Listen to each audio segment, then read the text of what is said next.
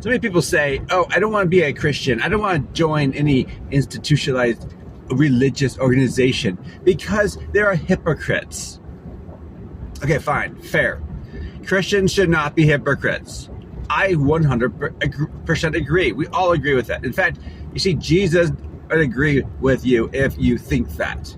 Jesus also was against hypocrites as well. Same with me. I tried not to be as best I can.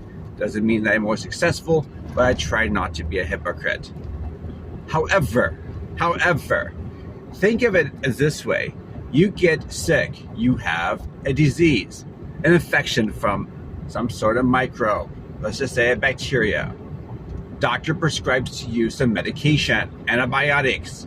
You're like, I don't want to take this antibiotics because people who take these antibiotics do not take it right. They're hypocrites. They are either mean to me or else they don't take the antibiotics right, or you fill in the blank. I don't know. They're not healthy. You got the picture.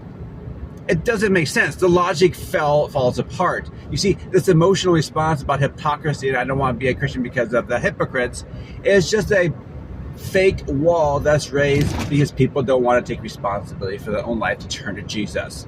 Jesus is who you're supposed to look at, not other people. Now, should other people be representing Jesus properly? Of course so.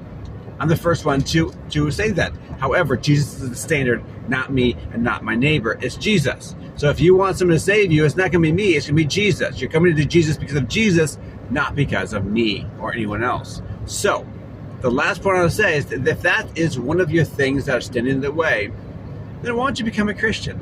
Follow Jesus and become the perfect shining example for the rest of us. I hope you can, because I'd love to have more Christians who are not hypocrites.